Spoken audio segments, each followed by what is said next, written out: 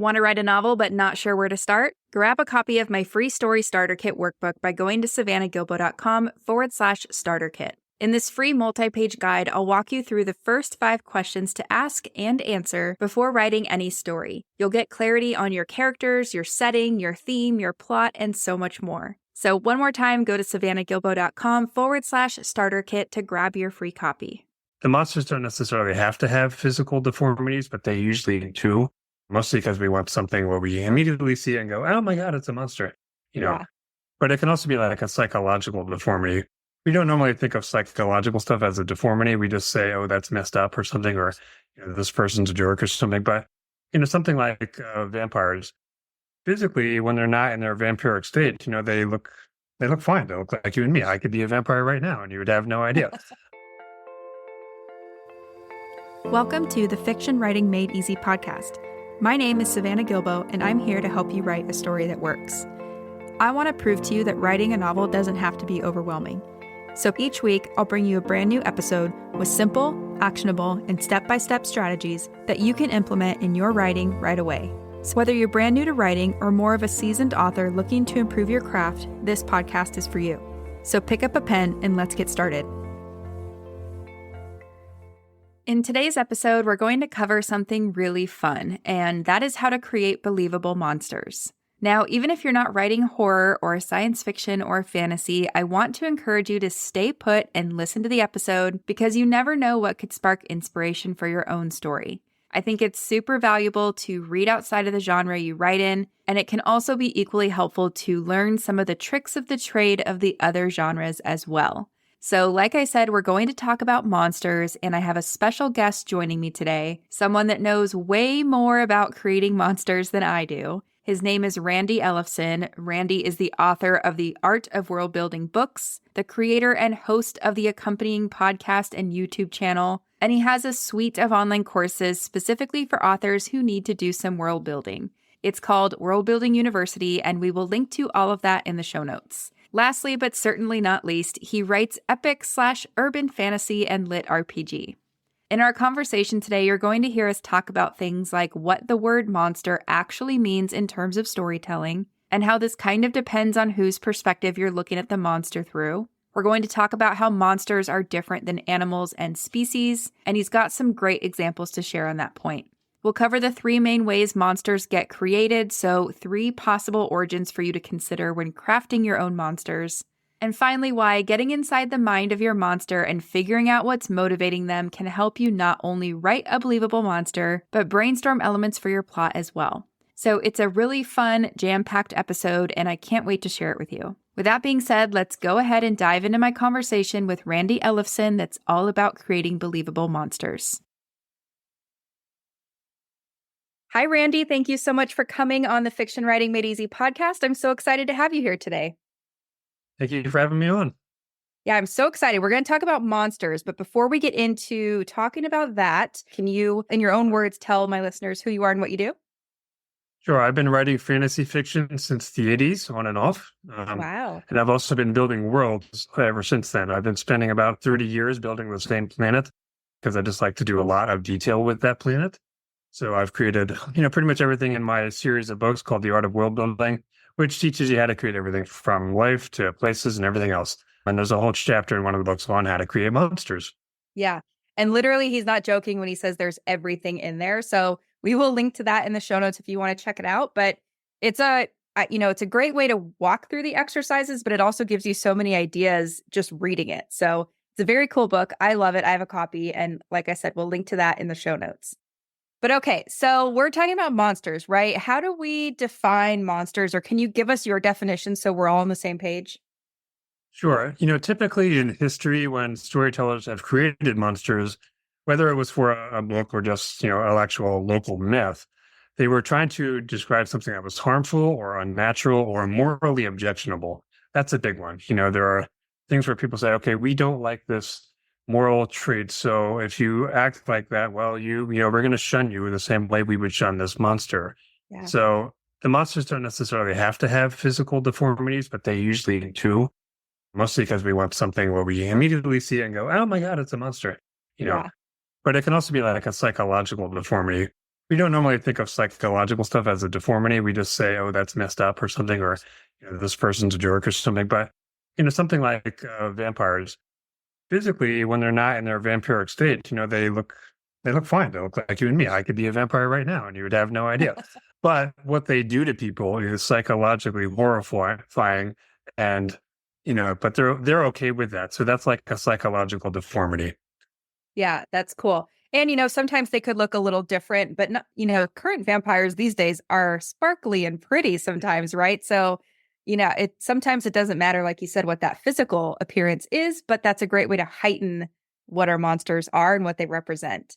I also like that you said, sometimes the monsters can appear as monsters to people that disagree with kind of that moral trait, but others might not disagree with it, right? So are monsters subjective? It can be. And we've seen this a lot with children's stories where, everyone thinks it's a monster, but then like the hero of the story is like, no, it's really a nice guy. Yeah. He's misunderstood. Yeah. You know, that's actually gotten to be to the point of being a cliche. I mean, I have my 7-year-old daughter, I read her these books, and sure enough, one of them is just like that. Yeah. So at this point, that there was a point where that was like an original take. Now everyone was like, oh yeah, we can do that. So that's getting overdone too, because everything gets overdone. Yeah. People realize it's a good idea. Yeah. And there's a lot of fun ones that exist in current literature and even older literature. But so that's a great definition. I love thinking of it that way. I also, you have something in your book about sentience. Like, are monsters sentient or not sentient? Is that a good way to kind of decide if something's a monster or not? Do you want to talk about that a little bit? Yeah, it's not, people often misunderstand what sentient means. It really just means the ability to feel and experience and what's the other one? I think it's to react to things. So by that definition, not only is an animal sentient, but so is a plant. Because a Right. plant reacts to sunlight. A flower opens up to sunlight. When it rains, it might close up. So but the way we tend to use the word sentient, we act like that means it's intelligent and it can think and it can follow this conversation, for example. That's not actually what sentient means. So I don't think it's a good way to really distinguish it. I try to use the word sophistication, for example, things like having a society, having a language, having culture. That's really what's missing with a monster, or one of the things. Yeah. And I used to say that a monster is something you usually can't reason with in our framework of reasoning. But I know even that's a little squishy, because in theory, you could reason with, a troll that lives in a cave that wants food, right? We'll probably talk about motivations and stuff later. But yeah, I like how you defined it a little bit better. Yeah, it's also used monsters are used as a warning, So then, like we were saying earlier, don't do these things, or you might turn into this monster. So that's a general thing. They can also be used for foreshadowing. So it's kind of the same idea, but one reason they can be feared is not what they are or what they do, but what they portend. So Yeah. if you think this monster is going to bring about the end of the world, well, then that's why everyone in the village is going to go kill the thing. Right. Yeah. And I worked with an author last year, or a couple years ago at this point. His name's Edward Semble, and I'll link to his episode of this podcast in the show notes. But he had a really cool monster. It was more of a group of monsters he created that were basically a manifestation of anxiety and depression. And the town that they live in didn't want to acknowledge that anxiety and depression were a thing. So, that made them, they do terrible things in his story, but also it made them more of that monster because of what they represented to the people. It was kind of cool. But I love that you brought up kind of the purpose of monsters, because I think with most things storytelling, we want to have a purpose for why we're putting something in our story. So, that purpose could be just to, create something crazy and evoke fear, right? But I love that you said you can also have it represent something that is thematic, or kind of, does a lot more than just represents fear. And I think that originally in literature, they always represented something. Since then, we've got things like Dungeons and Dragons and all these games. You're playing a first shooter, you need something to kill. So what do you kill? You kill the monsters. Right. In gaming, there's no history behind them. They don't represent anything. It's just something to aim your gun at. Right. So in that sense, we've sort of dumbed down what a monster can be. But And we can still do that. I mean, if I have my characters going from point A to point B and across the landscape, and I just need them to not waltz through there with no Yeah. problems, okay, maybe I just come up with a monster and I throw it in their way. Yeah. But, you know, we, as storytellers, we can add a lot more to that and make the monster much more interesting by having meaning that's associated with them. Yeah. And even kind of on the most basic side of that scale where you said, like, maybe I do just need something to throw in my character's way.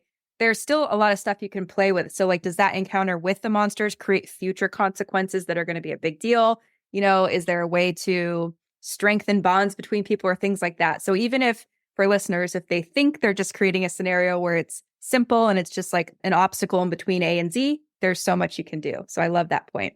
Okay, so I like that we were talking about sentience. Now, I know there's always conversation like, what is a monster? What is a species? What is an animal? What's a creature? What's your take on all that? So I'd like to divide things up.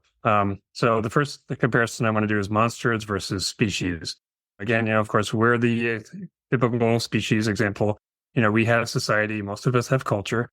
We have philosophy. We have written language, sense of history. Monsters typically don't have any of that. You know, so they don't have a language, or if they do, they have a language because they once were a human or another species, and they acquired all that just like we all do, through education. But see, with a monster, they don't have typically they don't have a society or any of that stuff to teach them that if he originated as a monster. So they're just not going to have that unless they originated from a species that does have it. So they're typically unsophisticated, and that's one of the reasons why they can be hard to reason with. Now, if they're hungry and you have a giant turkey leg, you can try to hold it up and say something to the effect of, okay, I'll give you this if you let me pass. Right. But it may not even understand that's something that simple. It could just see that turkey leg and it's coming straight at you. It wants the turkey leg and it happens to rip off your arm in the process. Right. They can be that unsophisticated. Yeah. And I think you have a point in your book too about how usually you only see like one monster. And I think this speaks to what you're talking about now. Yeah, and then we kind of move into the difference between monsters and animals. With the animals, well, they're like, take cats. There's house cats. There's whatever kind of cats you can. Yeah. They're not house cats. I'm not sure how to keep all of them. Yeah, there's lions and all that. There are all these different kinds of cats just from that. But with monsters, there's typically only one. And that's part of what we were talking about before. When you want to create something that's an abomination, well, there's only one of them.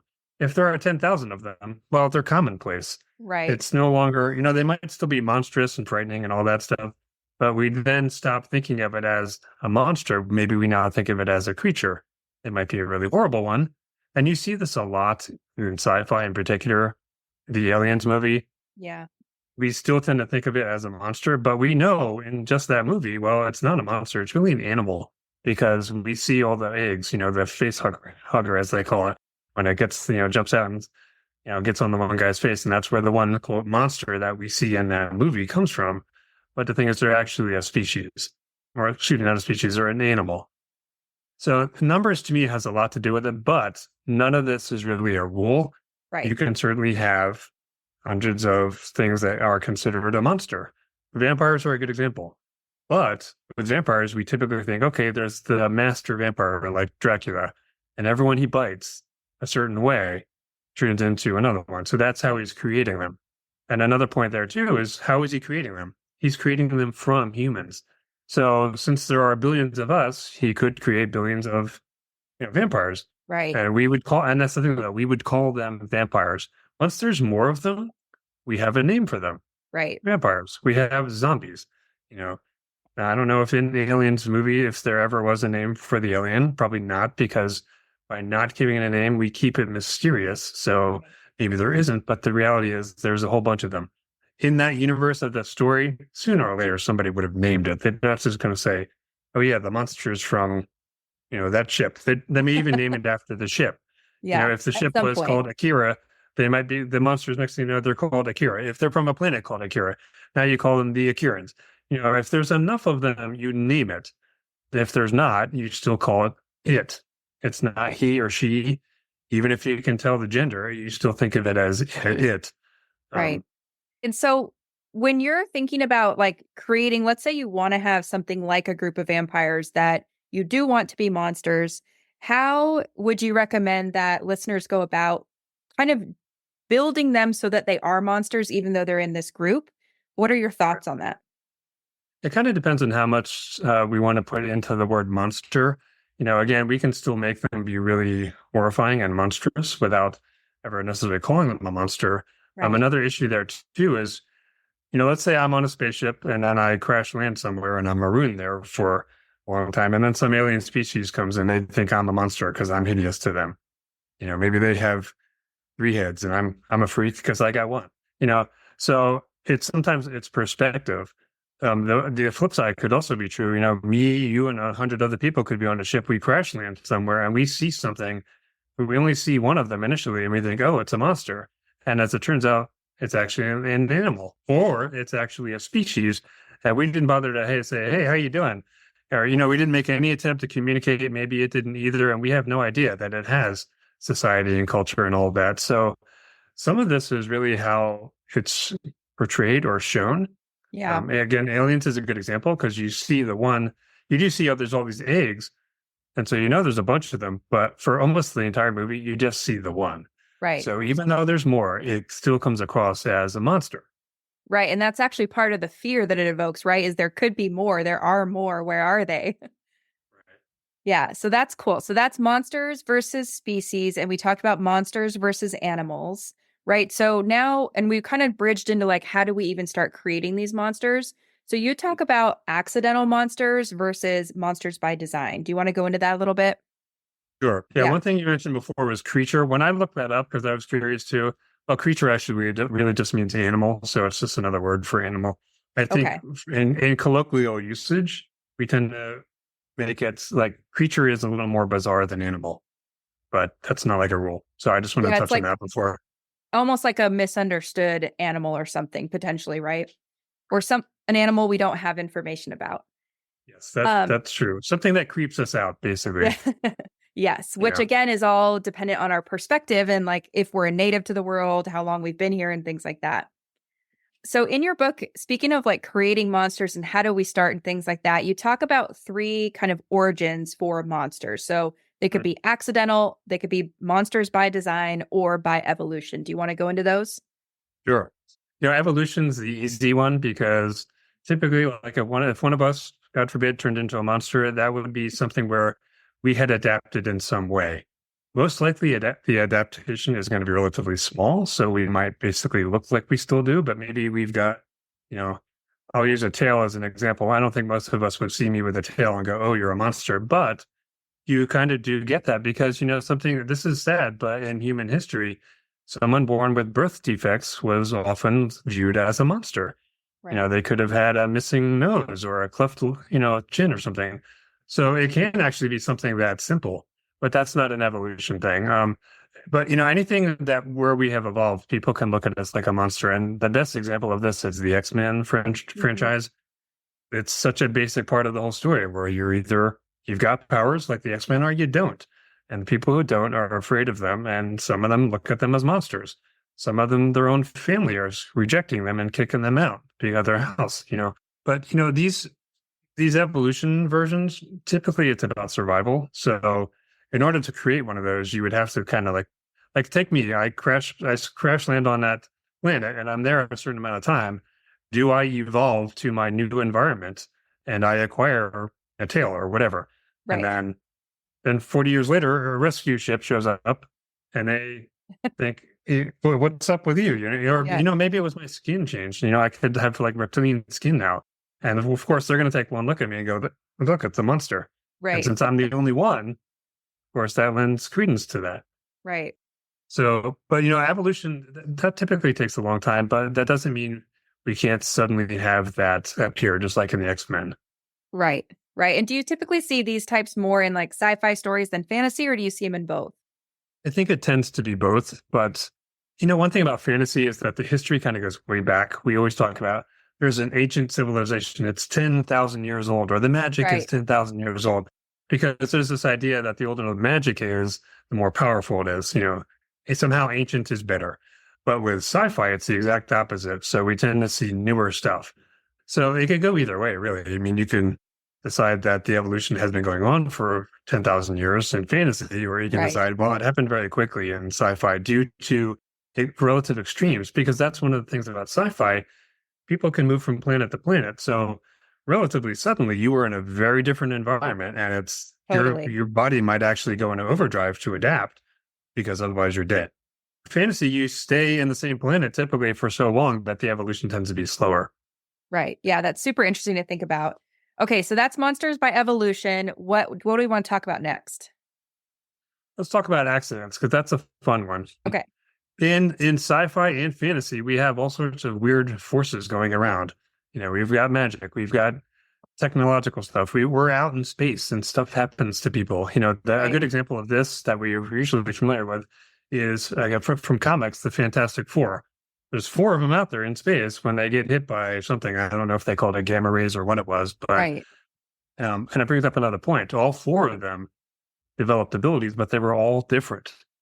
So we talked before about numbers. Well, in this case, you've got four people hit by the same phenomenon in an accident, but you don't end up with four people who have the same exact mutation. They've Right. got four different mutations. So each one of them is still a lone, individual. And we don't consider them monsters because they're characters, they're people, they have feelings, all this Right. stuff. They're still people, but it's still that idea of we could have turned them into monsters. And in fact, one of the characters, I forget his name, I think Ben, the rock monster, his body was transformed into rock, and he's like that 24/7. So one of the things you see in the comics or in the movies is people look at him like he's a monster. They run away because he looks like one. Right. So again, it goes back to appearance. Here's a guy who's still perfectly human on the inside, but he looks like a monster, so everyone's afraid. Um, Right. Yeah, and I uh, think of, some of the other movies like, the Bruce Banners and the Spider-Mans. They're created. I mean, they're not monsters, right? They're characters, but it's kind of the same idea that there was an accident and something happened. And I liked one of the points you made in the book is that typically these type of monsters evoke empathy or sympathy from readers because at some point they were human. So, or animal, right? So we feel bad for them. Do you want to talk about that a little bit? Yeah, typically if you're on the receiving end of an accident, you didn't ask for this. It's not like you signed up for it. You were busy doing something else and this happened to you. So this can evoke some sympathy for the monster. And I think again, we talked about this earlier, but one of the reasons like the Fantastic Four or you're the Hulk, or we don't consider them monsters because they still have their sophistication and their culture. It's their mind that distinguishes them from monsters. Now, if they were all turned into something that really stupid by what happened to them, the phenomenon that they were exposed to, well, yeah, then they would become monsters. They would do the equivalent of you hold up a turkey leg thinking, oh, let's trade, and they rip your arm off to just get Right. because they no longer understand that. So we tend to think of monsters as being kind of dumb. Yeah. Smarter they are, maybe it's not a monster. Yeah, and that's interesting too, because you did point out in the book that the accidental type of monsters, these are the ones that can have more of that intelligence, just Right. because, like you said, they were human or they were animal or whatever. So they have all that unless that accident rendered them, the opposite. So I think that's a really interesting and cool point. And then you also bring up thinking about kind of the origin of these accidents. So like who or what caused this, right? Yeah, because this can cause the monster to have a beef with whoever did it if they know who it was. Now, one of the things we all do, unfortunately, is we might cause something ourselves, but not take responsibility for that. So, you can have a character who's basically mad at themselves, but they're projecting that onto other people, or they're saying, well, I wouldn't have, like Bruce Banner, I wouldn't have done this, or been exposed to that technology if it hadn't been for the experiments I was doing. And you funded my experiments. So it's Right. actually your fault. So there's all this projection stuff we all do. But when we think about who caused the accident, this is great for giving our characters motivation, which is something we can talk about more. But because we may want revenge on whoever did it to us. Right. Um, And whether that's used in the story or not, it could be something that's dripped out and like causes that the reader to feel curious. It could be something we know up front and that's how we understand their motivation or whatever. So I think that's a really interesting thing to think about if you have a monster who's been created by an accident. And then the last one is monsters by design. So talk to me about this one. sure. There are characters who create a monster on purpose. We think of the mad scientist or the evil wizard or maybe even a Right. god, you know. Now, if you take someone like Frankenstein, Dr. Frankenstein, people, I always point out, I do this too. We think Yeah. Frankenstein is the name of the monster. It's actually Right. not. The Yeah. monster does not have a name, which is one of the things that tends to define monsters. They Right. don't get a name. Yeah. I mean, sometimes they do, like Beowulf, Yeah. but and I think, oh, well, was Beowulf? Well, we got Beowulf from Grendel. See, I always mix up which one is a Yeah. monster, you know. Yeah. So, No, so I get let's your just point though, because and if anything, it's referred to as Frankenstein's monster. So it's like it right. has no name. You call it that, but yeah, it's Dr. Frankenstein. Yeah, and there's something about the name Frankenstein that sounds like the name of a Yeah, monster. So, totally. and movie posters will put it out there, Frankenstein, in evil letters. And so, you think, oh, it's the monster, but it's Yeah. not. But he wasn't trying to create a monster. So that's not quite what I mean by doing it by design. Um, What he about was like trying to create. Bane and Batman? Wasn't he kind of created or manipulated to become who he was? Yeah. So, sometimes we have someone who wants to do something like create a super warrior. This is really common Yeah. uh, in sci-fi or comics. Even Captain America he was supposed to be a Right. super soldier. Now he happens to be a good guy, but he signed up for it, I believe. So these experiments that are supposed to create someone, they could turn into an accident, but it could be someone's like, hey, I actually want a monster. I want something that is terrifying, and I'm going to park it outside my treasure room. Right. So no one can get in. This is going to kill anybody who tries to get in, unless they're me, because I have this turkey leg. Yeah. I have the holy turkey leg, and it recognizes, oh, if you're holding up that, I'll let you pass. But if not, I'm going to, rip you to shreds. So a monster could be created to protect the creator or to protect a place. It could also be created to terrorize a place. Let's say you've been cast out. You're a wizard, you're a nice guy, but people are afraid of you for whatever reason. You get shunned by society, and now you're like, you know what? I'm going to go create a monster, and I'm Yeah. going to send it into your town and freak you people out or kill some of you Yeah. and all. So we can't have these characters who do this. If you ever watched the old show Hercules from the Legendary Journeys and Xena, Warrior Princess, there was a character, I forget who it was off the top of my head. She was the mother of monsters. She was a god. She kept Okay. creating all these monsters. And she hated Hercules because he was always killing these monsters, you know. So Yeah. these are her children, you know. Yeah. This is someone who's actually creating monsters, and she loves her monsters, because she Right. doesn't see them that way, you know. Yeah. Which again goes back to that perception thing, which is so fun. But are you familiar with the Sword of Truth series by Terry Goodkind? Yes, but I haven't read that in a very long time. Okay, so that was like one I used to reread all the time. And I think, there's not a ton of monsters like in the forefront of the main characters necessarily, but I think he did a good job of like, there were monsters in the background kind of created for war purposes. There were other ones that were created, to do duties within the law so they could get the truth out of people if they needed to and then convict them of crimes. Then there was also like monsters created that could help us travel. So there's so many things that you could do with this. But I think what's key is really kind of knowing the why. I mean, like most things in writing, right? Like, what's the why? What's the purpose for having it? And I think it's pretty cool. Yeah, and I think that we can always draw out that, we don't want to tell people right up front, this is why. I mean, sometimes we do. It Yeah. really depends on what's going to drive your story. A lot of times people wanting to know the answer is why they read Right. on, but sometimes they don't. That's why you can actually, and like a murder mystery, sometimes you drag it out that the butler did it. Other times you tell people chapter 1, the butler did Yeah. it. And here's the story of what actually happened, because there's something other than ignorance driving the reader to keep reading it. So when you reveal it depends on what your driving point is going to be. Yeah. And I like to talk about this as like, what do you want your readers to feel? Do you want them to feel concerned so they read forward?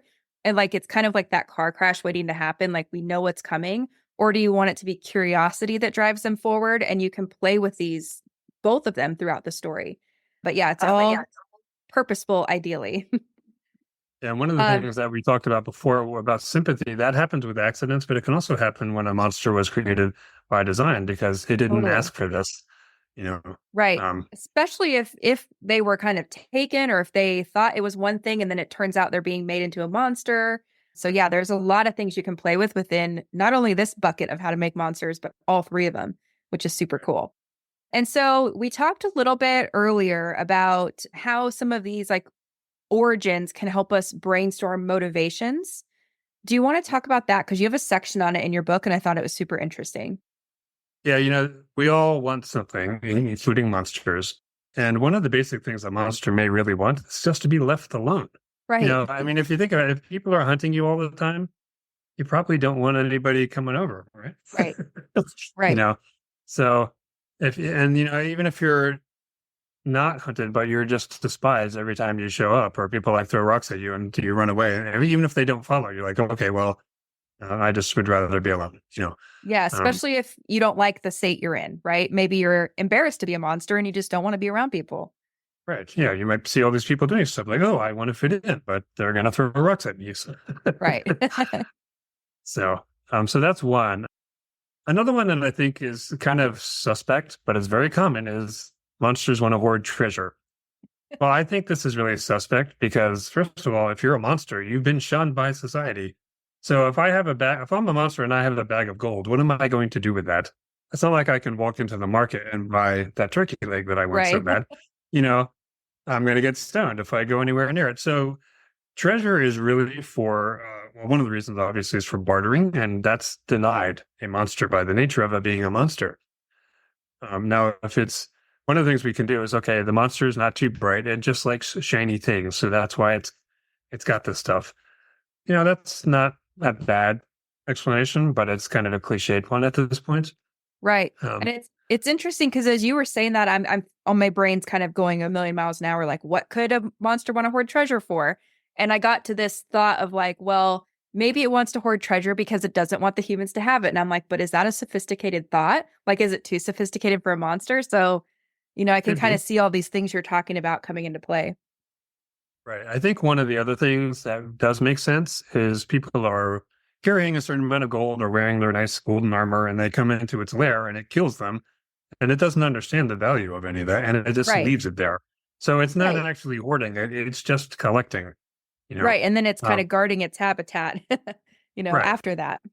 Yeah, and another good thing for that, if it does understand that other people see it as valuable, well, it could leave it there as a lure to trick people to come in.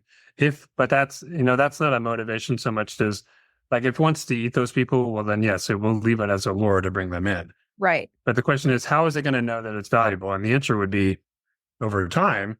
Let's say it kills, over however many years, it kills 20 people and they've left valuable items around and it doesn't know they're valuable, but people come into the cave or whatever and they see the monster sees people going for that item and they really want it. Right. And then, and this keeps happening. And then the monster might figure out, okay, they want that. Maybe I'll bring it deeper into my cave Right. and they'll come further in. And it'll be that much easier for me to kill them so I can eat them. Right. Yeah. And I could see this one kind of being important for gaming too, because it's an obstacle, right? Sometimes the obstacles in gaming don't have to have that big why or that explanation, because if you're the protagonist of the game, you're just getting the treasure. So the monster is an obstacle to that. But Another big one is food, because we all got to eat. Unless it's one of the jokes that I made in the book that I like is, what if it's a vegetarian plant? yeah. And it doesn't, it's a salad eating plant, or excuse me, salad eating monster. It doesn't eat people. Yeah. It's kind of funny, but it doesn't create as much horror, of course, as eating sentient people. We come up, I shouldn't use that word again, sentient, but, Yeah. when it eats sophisticated species, that's much more horrifying than eating an animal, which to some is more horrifying than eating a plant. So, you know, if there's nothing around for it to eat, then yes, that might be one reason it eats people. But I like to go back to the example of sharks. Sharks sometimes bite people, but it's almost always an accident or Right. they're desperate, or some of them are just too aggressive. Like bull sharks are very aggressive, but typically they spit us out. The problem is that their test bite is lethal for us. Right. You know, but they would rather have a seal because that's got way more fat and not just Right. nutrients. Better We're for their not actually survival. we're like a cracker compared to a steak. It really Right. doesn't want to eat us. Yeah. You know, Which is kind of a good thing to know about your monster too, not that you have to spend like 20 years in the world building of your monster, but these little things just help you write a much more rich story. Yeah, and another thing about food too is, livestock is something, if it's near a village and there's livestock that are unprotected, it's probably going to be eating those. It's sort of a cliche, but it's also so obvious that, Right. no one's going to complain. But, those livestock, they're very valuable, especially in something like a fantasy setting. Right. So that monster is going to be, it's going to cause problems. If it wants to just be left alone, but it also wants to eat, well, when it goes out and eats your cow and then you leaves footprints, you're going to go, hey, you're going to go after it because of this, because you don't Right. want it to keep doing it. So it can unknowingly bring trouble on its head, or it can be doing it on purpose if it is a little more sophisticated, knowing you're going to come after it. Yeah. But why would it do that? Like if you think about sharks, we're very dangerous to sharks. We kill way more sharks than sharks kill people. Wild animals, and this kind of goes towards monsters, they don't want a big fight. Right. Like if you watch a lion chasing antelope, what do? They go after the old one and they go after the young ones. They don't go after the big alpha male antelope if there is one, because that one's gonna cause them damage. Right. So they're trying, they don't have a doctor they can go see, afterwards. So they have to avoid this stuff to begin with. If we didn't have doctors, maybe we wouldn't do some of the stupid things that we do. But Right. Yeah, there's an idea for a story, World Without Doctors. right, yeah, you Okay, wouldn't so see some then of these students. yeah, so that we talked about, let's see, they want to be left alone, so they just kind of want to do their thing, be left alone. Possibly they want to hoard treasure, but you were saying that one's not the strongest for the reasons you said, or they want food for their survival. And then there's two more, right? Yes, security is a big one because we all want to feel safe. Sometimes people act like guys, my guys, some people act like, oh, we don't feel insecure. Guys project this much too. I don't Right. feel anything, I don't feel rejected when a woman says no to me when I ask her out. It's a bunch of baloney. Guys can feel the same things that women can feel. Well, Sure, of course. monsters too. Monsters might give this impression of being super, tough. But one of the things that children's stories get right when they humanize these monsters or whatever is they show them being vulnerable. Well, Right. monsters can also feel vulnerable. So um, Yeah. this might be one of the reasons why this is going to be a good reason why it will be hard to find their lair unless they're using it as a way to get you to come to them so they can kill you. Right. And they're not going to kill you just to kill you. Monsters are going to have some other reason, like you are threatening it or it wants food. Right. And Security is a big reason.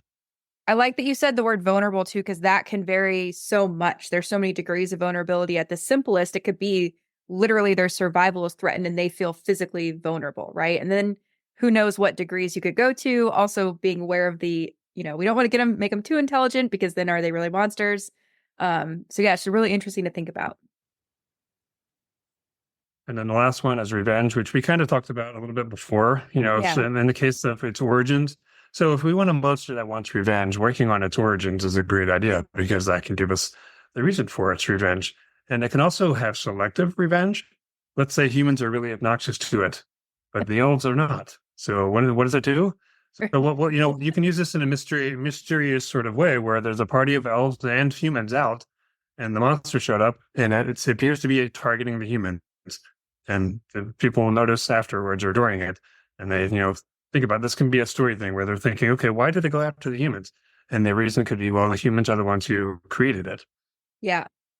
And I like how with all the stuff you're saying, it's my writer brain instantly is thinking of like, oh, how cool if I know all this stuff, or if I at least think through it a little bit, maybe I don't like to plan a ton, but if I at least think through it, it gives me a lot of ideas for things that can get in my protagonist's way and be meaningful for whatever reason it's meaningful. But I think it's a cool exercise, whether it's you're getting in your antagonist's head or if your antagonist is a monster or you have a monster in there it gives a lot of ideas. So it's very cool. Yeah, and I recommend people read world building, guides, but not just mine, but other ones, because even if you disagree with something I say, well, that just caused you to think of something, right? Right. You can, especially if you can work it out. Well, I don't agree with them because of this, because I think this and this and that's what happened instead. Well, you just started having ideas. So Right. Yeah, I think that's really cool. And I personally like that kind of conversation, when people disagree about things and it's like, here's my perspective. Here's my perspective. It just makes us all smarter if we do it respectfully. So speaking of things people could disagree on, I wanted to run 5 monsters are they monsters? Are they not monsters? By you to see your thoughts. Is that okay with you? Fire away. Okay. So the first two come from the Harry Potter world, and it's the basilisk and the dementors. Are these monsters? Are they species? Are they animals? What are they? Basilisk is I was going to say creature. It is the thing. It's the sort of thing we would typically call a creature, but it is basically an animal. You do Right, only see one in the story, but it's basilisk is not its name, like Beowulf. It's right, basilisk is what type of animal it is. So therefore, it's an animal.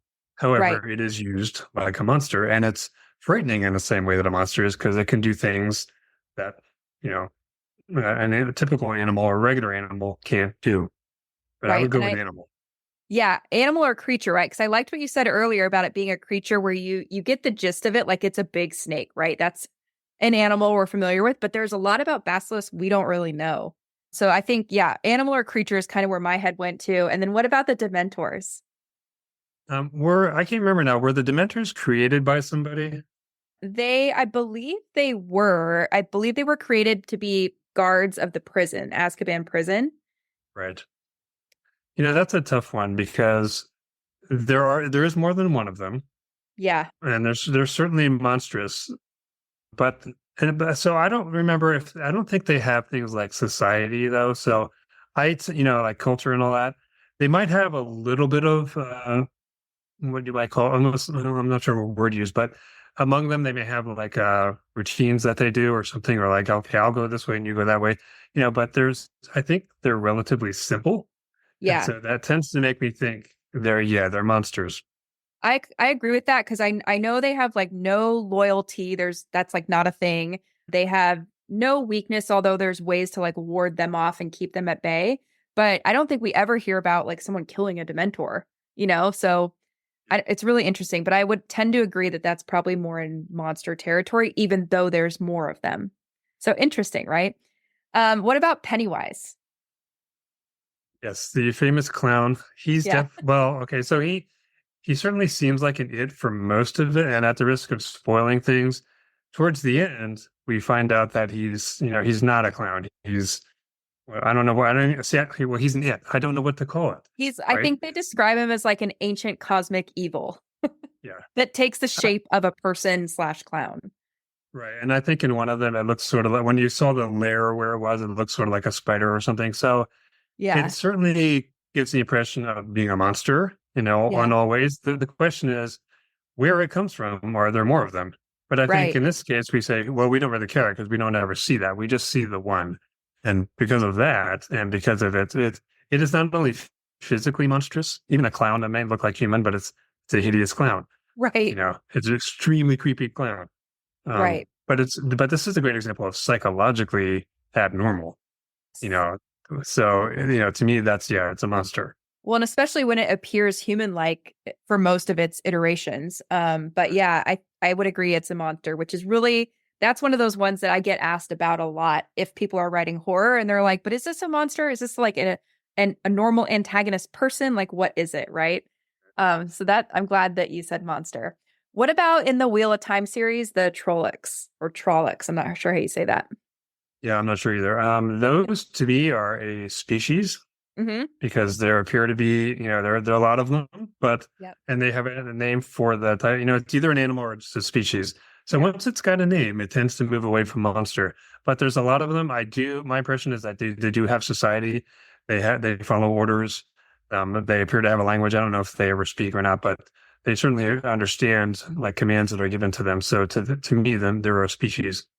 Yeah, I agree with that too, because I know they have like tribes and hierarchies within those tribes, and they have sigils, which is interesting. So Right. yeah, they're more on that intelligence scale, and they're taking proactive, well thought out actions, right? So that's more Right. species than typical monster. What about, so this is kind of similar, but the White Walkers in the Song of Ice and Fire series? Those are undead. So in a way, that's an easy one. Yeah, Because undead is we don't consider undead monsters really. We call them undead. right. Um, so again, once you have a name, that's something of that can refer to a whole bunch of them. It's different, and we have so many different kinds of undead. And I think even in that series, there's more than one kind of undead, but Yeah. they're still all lumped under the umbrella of general undead. Yeah. And so that's interesting too, because again, it's kind of perspective and like what the world has going on. Because if there was only one White Walker that we see Right. and experience, who knows what's out there, that might Right. classify more as a monster. Right. Yeah. Okay, Yeah, and cool. I think in the opening scene there's just a few of them, and so Yes. they kind of come across a little more as monsters. Yes. But of course, we end up finding out, and of course, they can replicate it the same way as undead usually do. So, yeah, Yeah. I would go with undead. I agree. And then we talked about Frankenstein's monster already. So I'm going to pull another example from your book and go off that. I work with a lot of writers who are writing horror and they're like, well, what about a house or something or like a haunted object? And you talk about the broom in The Sorcerer's Apprentice about being just like an inanimate or an animated object, right? Right. Yeah. Yeah, we tend to, because it was in this case a broom. Well, anytime we see it, we can't help thinking, okay, it's a broom that is now moving on its own. So we don't think monster, we think it's a broom that's moving on its own. Yeah. So even if it's like an evil broom and it's smacking people or something, we still think, okay, I have to do something to make it go back to inanimate. We still don't think I gotta kill it. Right. It's You don't kill objects, right? You Right. kill living things. That this has been made animate is not quite the same. So I don't Yeah. see those as being a monster. What about like a haunted house though? Because I mean, I guess depending on how you write it, it could be haunted by a ghost, and then is that ghost the monster or the undead, right? Uh, Or like, what's the monkey paw and all those like? Is it from Goosebumps? Do you remember that? yeah, I do remember that. Yeah, Where every time you make a wish, the finger comes down. I forget what yeah, and it's it from. I don't know what it does, but it's scary. But if you're writing Yeah, something like that, it feels to me, based on what we've talked about, you're not really writing it like a monster. It's more just something. And the reason I'm asking is because there's a lot of people who have something like the monkey paw and they're like, well, that's my antagonist. It causes conflict. And part of me is like, is that enough though? You know? yeah, because is it really causing conflict? I mean, that's one where you make a wish or something, and then it makes it come true, but the object itself didn't cause the conflict. The person Right. who made the choice with the object caused the conflict. Right. Yeah. So So it kind of is, it's like none of the things we talked about, right? It's just a thing that's causing problems, but when I see it in drafts, it's not usually the thing that is that overarching sense of antagonistic force that's driving the story forward. it's not acting on its own. Yes. It's doing something because you made it do something. That would be like saying a gun is the antagonist because I fired it. Right. And that's actually It's not. a great point because things like that, even some, I don't know, like a haunted forest. I'm just thinking of other things that's, you could say, I mean, if you really want to get technical, it's acting on its own because it's trying to survive or whatever. But usually it's more about the person who's either viewing the forest or the object and kind of what they're bringing to it that ends up creating the fear that they face later. And see the forest. I still think, okay, it's a forest. I know what to call it. I Right. mean, Right. sure. Forests don't normally do this, but it's a forest that does this. You Right. know, it's not. I don't have any idea what this is. It's not really an unknown. And it's more the creatures that could be in it and potential monsters that could be in it that, evoke the fear. But I think Yeah, that's all super interesting. So we're going to link to your book and all your resources. You have a great website with all this information. Any like final tips for people who are struggling to create monsters or who want to create like a really great monster? Anything to leave them with? yeah. I like to always when I wrote the book series, I always ended every chapter with "Where do you start?" Because I just filled your head with all this information, and your head's gonna explode. Um, I always say with monsters, write down whatever ideas you have now. Just do that first. Probably just so you don't forget it. But any order that you created in can work. But what I would say is habitat really helps us with body creation if we want that habitat to have something to do with, with their body, especially for something like evolution. And then the origin really helps with the location and its abilities because, if it was created by an accident, well, that wherever that accident happened is probably where the monster still is generally. It's also the type of accident will cause its abilities as well. I mean, we can certainly have all sorts of creative license, but we use the accident to help think of the abilities or vice versa. So I would say starting with habitat and origin are two of the really good places to get started. I also have a template that you can use to fill out how to create your monster. You can get it for free by joining the newsletter at theartofworldbuilding.com. You'll get like over 20 world building templates. One of them is the monster template. And I think that comes with explanations on how to fill out each section as well. So we'll link to that. And then also at the time that this recording goes live, we are both going to be participating in the Fantasy and Sci-Fi Author Summit. You are one of the co-hosts of it, or the co-runners, right? And then I will be guest speaking on one of the days. But do you want to quickly tell people a little bit about that? Sure. We're going to have over 20 speakers, and it's focused mostly on fantasy and sci-fi, but we have general storytelling advice as well. A lot of it is free. There are premium passes that you can get and get extra content, such as, for example, I'll be offering one of my courses at a discount during that. Awesome. So, and it's going to run for about a week. And, it's something my co-host has run more of these summits than I have, but she's a romance writer. So she thought, okay. And I actually did speaking at her romance summit on culture, which is another thing that can really help writers. When she first contacted me, I thought, why would a romance writer want me to do world building? That's usually sci-fi and fantasy. But she said, well, there's historical romance. And I thought, of course.